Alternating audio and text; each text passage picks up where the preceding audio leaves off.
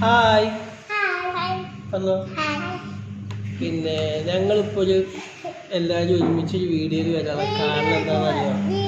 മുമ്പിലേക്ക് ഒരുമിച്ച് വീഡിയോയിൽ വരാനുള്ള കാരണം ഞങ്ങൾ കഴിഞ്ഞ മാസം ഒരു ഓഫർ പ്രഖ്യാപിച്ചിരുന്നു ഞങ്ങളുടെ വീട്ടിൽ. ഇവർക്ക് മൂന്നാൾക്കിടയിൽ എന്താ ഓഫർ? ഇവർ വല്ലാതെ ഇങ്ങനെ മൊബൈൽ നോക്കിക്കൊണ്ടിരിക്കുന്ന ഈ സമയമല്ലേ, ഓവറായിട്ട് മൊബൈൽ നോക്കിയായിരുന്നു. ഞാൻ പറഞ്ഞത് ഓവറായിട്ട് ഫോൺ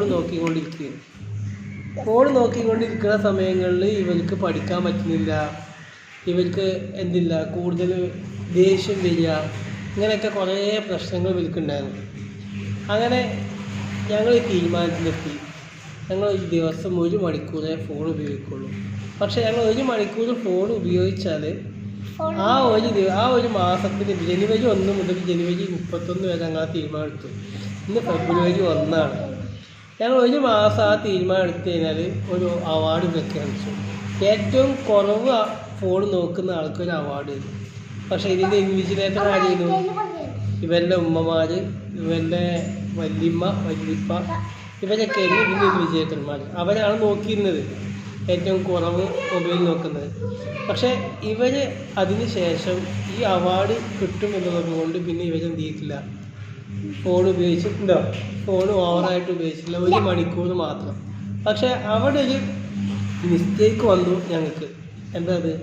ഞങ്ങൾ ഭക്ഷണം കഴിക്കുമ്പോഴാണോ 1 മണിക്കൂറോ അല്ലെങ്കിൽ ആ സമയങ്ങളിൽ കുറച്ച് കൂടുതൽ സമയം എടുക്കും.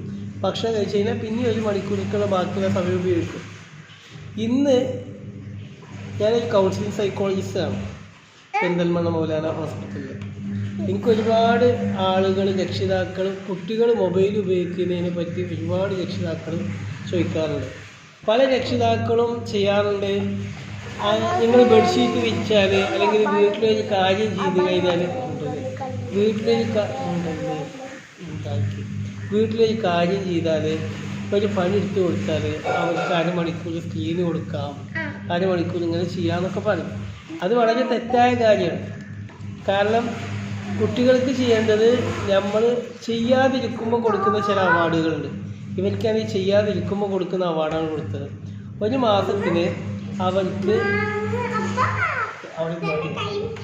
1 മാസത്തിന് അവർക്ക് ഞങ്ങൾ ഈ ഓഫർ കൊടുത്തത്, ഒരിക്കലും ഇവർ മൊബൈൽ 1 മണിക്കൂറിന് അധികം കാണില്ല എന്നുള്ളത്. അവരത് കൃത്യമായി പാലിച്ചു. കൂടാതെ അടുത്ത മാസത്തെ അവാർഡ് പ്രഖ്യാപിക്കാനുള്ളതിന് ഇന്ന് ഫെബ്രുവരി 1 മുതൽ ഫെബ്രുവരി 28 വരെ, അതിന് ശേഷം കേട്ടോ 28 വരെ അവരിനി ഭക്ഷണം കഴിക്കുമ്പോൾ മൊബൈൽ നോക്കൂല, സ്ക്രീന് നോക്കൂല, ഭക്ഷണം ആസ്വദിച്ചിട്ടാണ് കഴിക്കുക. ഓക്കെ, 1 മണിക്കൂർ ഇനി മൊബൈൽ ഉപയോഗിക്കാം, പല സമയങ്ങളായിട്ട് എനിക്ക് മൊബൈൽ ഉപയോഗിക്കാം. പക്ഷേ ഞങ്ങൾ ഭക്ഷണം കഴിക്കുമ്പോൾ ഇനി മൊബൈൽ ഉപയോഗിക്കില്ല. ഉറപ്പല്ലേ അടിക്കേ?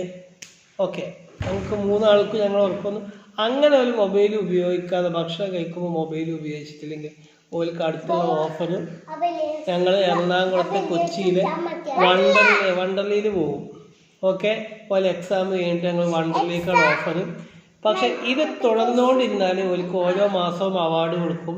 ഈ മാസത്തെ അവാർഡിന് 3 ആളും ഒരുപോലെ തുല്യനായതുകൊണ്ട് ഞങ്ങൾ ഈ പ്രാവശ്യം 3 ആൾക്കും ഒരു ട്രൈപോഡാണ് വാങ്ങിക്കൊടുത്തിട്ടുള്ളത്. അതിൻ്റെ പുറമെ ഞങ്ങൾ അടുത്തുള്ള പാർക്കിക്കോ അവർ പറയുന്ന ഭക്ഷണമോ വാങ്ങിക്കൊടുക്കുന്നതാണ് ഓഫറുള്ളത്.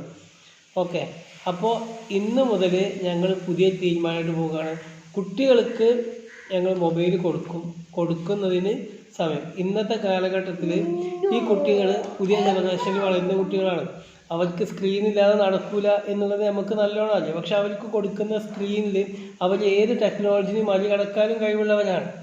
ഈ ടെക്നോളജിയെ മറികടക്കാൻ ഏത് ടെക്നോളജിയും പാകപ്പെടുത്താൻ കഴിവുള്ള ഇവരുടെ കഴിവുകളെ വളരെ ക്രിയാത്മകമായി ഉപയോഗിച്ച് നമ്മുടെ കുടുംബത്തിലെ അതിന് ഉള്ള മാർഗങ്ങളും അവസരങ്ങളും അതുപോലെ തന്നെ മാതൃകകളും ഉണ്ടാക്കി മുന്നോട്ട് പോകാനാണ് ഞങ്ങൾ തീരുമാനിക്കുന്നത്. നിങ്ങൾക്ക് 3 ആൾക്കും എന്തെങ്കിലും പറയാനുണ്ടോ? മൊബൈൽ ഞങ്ങൾ മൊബൈൽ ഭക്ഷണം കഴിക്കുമ്പോൾ ഓക്കെ, അപ്പോൾ നമ്മളെല്ലാവരും സെറ്റ്. അപ്പോൾ ഞങ്ങൾ അടുത്ത വീഡിയോയിലേക്ക് വരാം. ബൈ. ബൈ.